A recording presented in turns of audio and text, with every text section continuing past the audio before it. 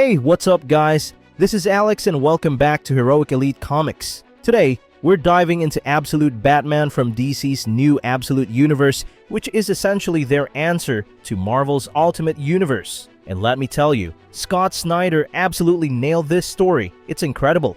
The story opens in Gotham City following a man on a motorcycle. He delivers an intriguing monologue. Hello again, Gotham. It's been a long time, so who are you these days? Who have you become while I was gone? You're prettier, I'll give you that. Taller, brighter. But this is my third lap around, and I still can't find it. Where's your heart? You used to have a center, hot, beating, but something has hollowed you out. In fact, I barely recognize you anymore. I'm not sure I like this new Gotham, but that's okay. I don't think you're going to like me much either. My name is Alfred Pennyworth, and I am here to do some bad things. That alone sets the tone for this entire story. Yes, this is a Batman tale, but let me tell you, Alfred Pennyworth has never been better in DC Comics. This version of him is nothing like the kind elderly butler we're used to. Instead, Snyder leans heavily into Alfred's military background, a history that has been hinted at in various DC eras. Sometimes as a soldier, other times as a medic. Here, however, he never left that life behind. He's more of a mercenary than anything else. Alfred is also estranged from his daughter Julia, much like in other DC stories. But unlike Batman Eternal, where they eventually reconciled, here she completely cuts ties. She wants nothing to do with him. Logging into a secure network, Alfred contacts his handler, those who pay him for his services. He asks about his next assignment, and they brief him. Over the past 3 months, a gang called the Party Animals has unleashed chaos, randomly butchering citizens and driving the murder rate up by an insane 700%. Just yesterday, they burned down a daycare and danced outside while 32 people perished. Alfred, unimpressed, responds, "I read the file, but why pull me out of Singapore? I was this close to my target. I've been chasing him for 5 years. His handler simply tells him, "You're needed here." Then, they drop another crucial detail. There's another player in Gotham. They've only caught glimpses, but he seems to be circling the gang as well. A small image confirms what we already suspect. It's Batman. And let me tell you, Absolute Batman is phenomenal. The way Bruce Wayne is written in this story, pure brilliance. Alfred receives coordinates for 2 objectives: monitoring the party animals and keeping tabs on Batman. The scene shifts to Croc's gym, where Bruce Wayne is training with a punching bag. We get a glimpse into his childhood, a moment with his father. Thomas Wayne asks, "So what did we learn?" Bruce, still a boy, answers, "That lion sleeps 20 hours a day, gets fed prime rib 3 times a day, and never has to be afraid of anything. That's the life."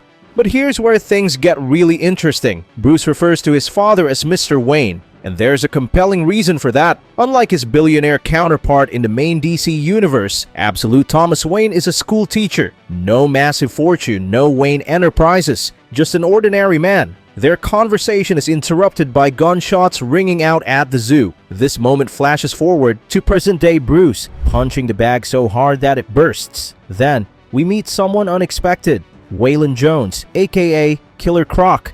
But in this universe, Croc isn't the mindless monster we usually know. Here, he's an active figure in Gotham's community, trying to make a difference. Another surprising twist, Selina Kyle, Oswald Cobblepot, Penguin, Killer Croc, and possibly the Riddler all grew up together as childhood friends. Their paths didn't cross randomly, they have history. The story shifts to a luxurious yacht floating offshore, where the Falcone crime family is meeting with the Party Animals leader. The Falcone family has controlled Gotham for years, so they're not thrilled about this new gang disrupting their operations. They issue a clear warning: back off or we'll kill every single one of you. But the Party Animal leader? He's completely unhinged. He reveals a disturbing fascination with death masks, presenting a collection that includes those rumored to belong to historical figures like Socrates and Martin Luther. Then, the real shocker, the leader unveils his latest addition, the severed head of Sal Falcone's brother. Turns out, before the Falcone family even realized what was happening, the Party Animals had already been wiping them out. The yacht erupts into chaos as the Falcone family members are slaughtered, their heads added to the collection. This guy is on another level of psychotic. Back in Gotham, Mayor Jim Gordon holds a town hall meeting to address the rising terror. But the citizens are angry, frustrated. One man shouts that Gordon is weak. At least Mayor Hill got things done, even if he was corrupt. Then, an old tailor stands up sharing a heartbreaking story. He's walked the same route to work for 71 years, 18,032 times. But now, he's too scared to leave his house. While this meeting unfolds, Alfred is watching from the shadows. His handler informs him that the party animals have surrounded the building, preparing to slaughter everyone inside. Before they can strike, however, the room goes dark. A single voice cuts through the tension. "Whatever you hear, do not open this door." Then, chaos. The party animals are dragged out one by one, their screams echoing through the night. Batman has arrived, and he's not playing around. Watching from a distance, Alfred analyzes his movements. "You're fast, steady, above all you're focused. You've been waiting for this, haven't you? You trained in mixed martial arts, Muay Thai, Brazilian Jiu-Jitsu, but you're a striker at heart, brutal yet precise. You're putting on a show, a message in every cracked bone and broken limb. You're enjoying this." Then, the party animal lieutenant, a monstrous man wielding a meat cleaver, steps forward. Batman counters with something unexpected, a battle axe. With a single swing, he cleaves the man's hand clean off. The rest of the gang, they flee in terror. Batman detonates explosives, collapsing the building, ensuring no one can follow him. Alfred receives an order from his handler. "Engage the third party. Stop Batman." Reluctantly, Alfred steps forward, aiming his DC-34 automatic shotgun. "This gun can blow your brains out before you blink," he warns. But Batman, he's unfazed. In one swift move, he disarms Alfred, snatches the gun, and disappears into the night.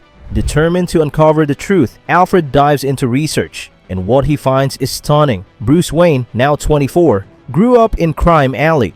No billionaire heritage. His father was a teacher, his mother a social worker. A gifted child, Bruce won an engineering competition in 5th grade, designing a collapsible bridge inspired by a bat's wing structure. The prize, a trip to the Gotham Zoo. That's where everything changed.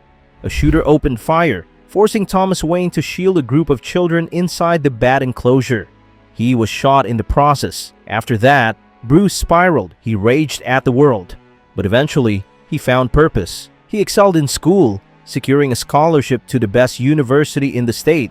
But in his first week, he faked an injury, opting out of sports to preserve his body for something greater. Instead, he studied mechanics, chemistry, psychology, military tactics, sociology, all preparing for this moment. This version of Batman isn't just familiar with Gotham, he engineered his way into understanding it. Alfred's conclusion: "I've taken down men like you before, in cities, jungles, and deserts. Crusaders always have a weakness, and yours? It's sitting right there.